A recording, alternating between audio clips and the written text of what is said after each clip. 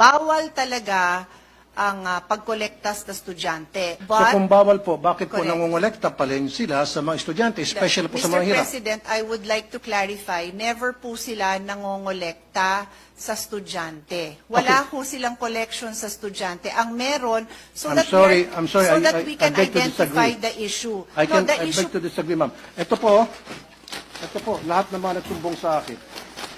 sir, the These are issue, the I don't These are the list of parents na nagsumbong sa akin, iba't ibang eskwelahan sa buong Pilipinas, na kung saan sila po ay sapilitang kinukolektahan ng mga electric fan at kung ano pang mga gamit sa eskwelahan, na meron man pong budget sa MOE ang DepEd for those things. Pero pagdating naman sa eskwelahan, kukolektahan mo ng kung ano-ano.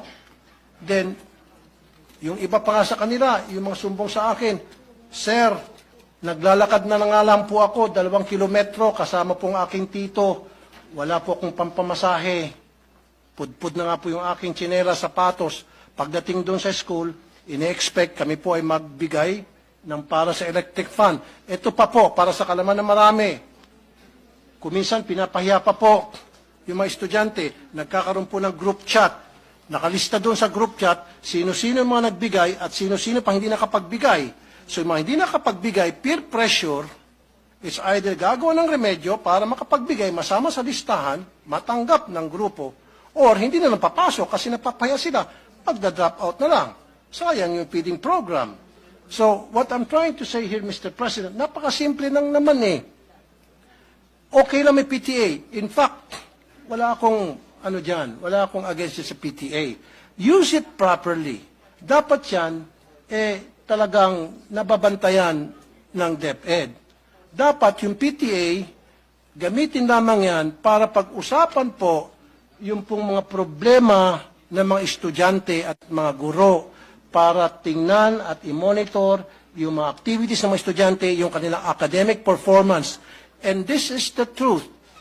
Your Honors, siguro meron kang estudyante sa public school, may anak ka ba? Maybe wala. Or maybe may staff ka na nag-aaral sa public school, because marami akong staff nag-aaral sa public school here in the Senate saka sa RTIA, at lahat sila nagsasabi na talagang pinipilit yung kanilang mga estudyante magbigay sa kontribusyon. Pag hindi ka nag-contribute, anong consequence? Hindi ka na maging paborito ng teacher. Ikaw ay pwedeng maiwan, ikaw ay mag-scrub ng sahig. Ikaw ang mag-erase ng mga nakasulat sa blackboard. Marami pa pagawa sa iyo. Pero kung ikaw nag-contribute, go home ka na, maganda pa ang grades mo.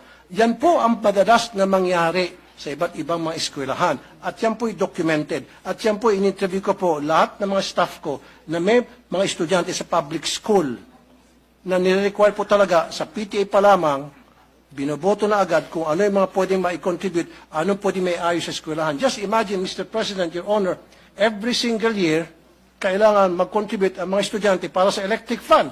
Kung ipon-ipunin natin yung contribution sa electric fan every year, siguro baka marami ng warehouse ng electric fan dyan sa DepEd, kung saan ba dinadala yung electric fan. My question also, Mr. President, Your Honor, di ba meron pong MOE para dyan sa electric fan na yan? Ba't kinakailangan pa pagbayarin yung mga estudyante sa electric fan, sa jobos, sa pintura, sa bond paper, maging sa, ito pa po, sweldo sa security guard, sweldo sa janitor, pati ba naman sa kuryente. And I understand, Mr. President, Your Honor, Madam, meron po tinatawag na Special Educational Fund, ang LGU. In fact, ang LGU nagbibigay din ng pera sa DepEd, Mr. President. Sana pupunta yung SEF. Now, my question is, maari siguro ang problema hindi nakakarating sa mga eskwelahan ang MOOE. Saan na pupunta yung MOOE? Kailangan siguro i-audit natin yung MOOE. Yan po ba ay nakakarating ng tama o baka naman nakakarating sa mga eskwelahan pero hanggang sa principal lang? Kaya may mga balita, si principal, magaganda ang mga bahay, magaganda ang mga sasakyan, pero sila teacher, kawawa. So si teacher gagawa ng remedyo at yun na nga, maningil sa mga estudyante. Kaya nga po, sabi pa nga ng mga nakakausap ko po, doon sa mga listahan, I think we interviewed more than 100. Sabi, kaya nga po kami pumunta sa public school dahil wala po kami pambayad sa private school. Sila po ay mga tricycle driver, pedicab driver, labandera, kasambahay, factory worker, na mga underpaid, na maliliit lamang sweldo. Salamat nga, sinabi ni Secretary Yusek Poa, and I commend you for saying that, yung programa nyo yan, na merong feeding program para hindi na po tumaas pa yung cases ng dropout, para ma-entice yung mga magulang na papuntahin sa eskwela ng kanilang mga estudyante dahil meron ng pagkain. Gutom kasi sila, kaya hindi sila pumapasok, pero kung bigyan mo ng pagkain, papasok na sila. However, pagdating naman sa school, yung libreng pagkain, parang siningil mo lang dahil pagbabayarin mo para sa kung ano ng contribution. Sir, ano po yung tanong nyo? I'm just making a statement, Mr. President, Your Honor, kung ano po yung sentimiento ng mga pumunta sa akin, mga magulang, libo na po sinasabi po sa akin. So what I'm saying is, we have to stop this wrong policy na kung saan nagbabiolate ng law ang kung ano-ano pong department order na ipinapalabas po ng DepEd para lamang pipilitin na makakolekta sa mga estudyante. Sabi pa nga ni Minority Leader Coco Pimentel, pag kinolekta mo estudyante, wala naman pera yung mga estudyante, parang sino kinukolektahan mo talaga? In essence, yung mga magulang. So, for me, change that policy. Huwag na tayo mangolekta. Zero collection na talaga. Voluntary or otherwise. Tulad na nakalagay sa batas. Okay? Except for Red Cross, Girl Scout, Boy Scout, and Barrio High School. Let's stick to what the law says.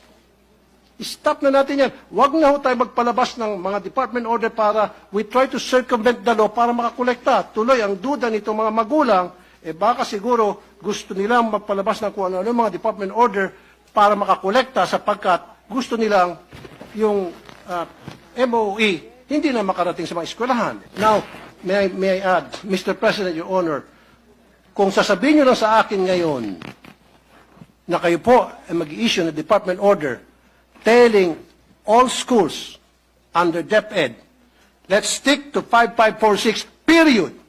And I will sit down. Otherwise, kapag hindi, magpipilit kayo, abutin tayo rito hanggang madaling araw. And I will not stop because I know I'm right.